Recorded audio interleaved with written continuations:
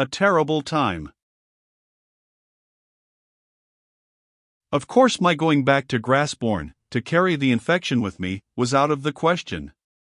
I wrote to my mistress, and told her the state of the case, and then I was able to relieve my poor mother very much, by taking entire charge of Salome.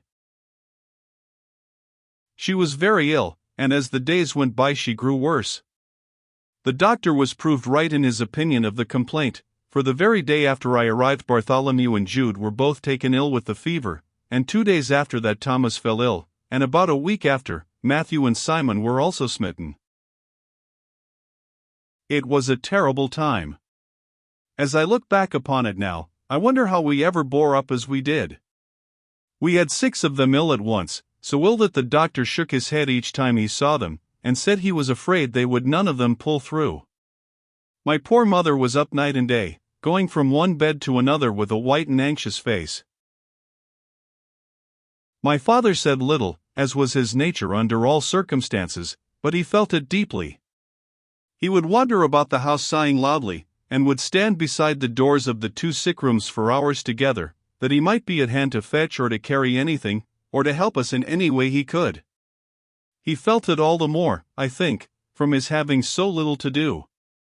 He was a very honorable man, and he made no secret of our having the fever in the house. As soon as the doctor had told him that it was a case of malignant scarlet fever, he had let all his customers know, for he thought that concealment in such a case was both cruel and wicked. So few came to the shop, and the till was very empty during that time of sorrow. I had much time for thought during the weeks which followed. As I was sitting up at night, watching beside Salome and Jude and Simon, my mind was very busy, and my heart was very much troubled. And yet I could not pray. I felt as if there were a great wall between me and God, and if I tried to pray, the words seemed to come back to me, as if they could not pierce the separating wall. It was my sin which had come between me and my Master. I knew that well enough, and I was very miserable when I thought of it. But one night I took up Salome's Testament, the one I had given her on her 5th birthday, which was lying on a table near her bed. I opened it to see if I could get any word of comfort, and my eyes fell upon these words. The Lord turned, and looked upon Peter.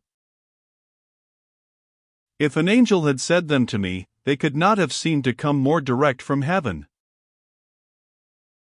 I had sinned against my Lord, the Lord who had loved me so much, yet now he was turning his face not away from me, but towards me. He was looking at me, not with anger, nor with scorn, but with tender, sorrowful love. Oh!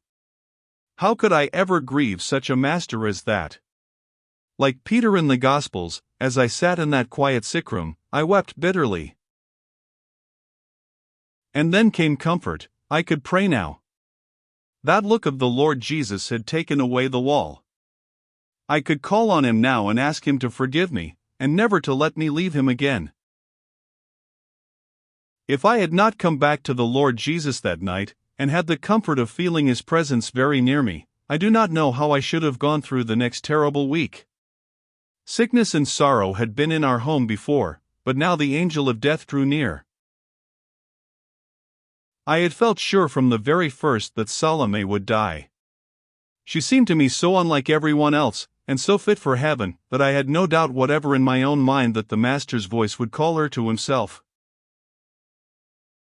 One shall be taken, and the other left, I said to myself over and over again, as I sat beside her at night. Salome taken, Peter left. Even the sound of her breathing seemed to be saying the same words to me in the dark, silent night. One taken, another left, one taken, another left. And the steps of the passers-by in the street, when morning dawned, echoed the same words, one taken, another left.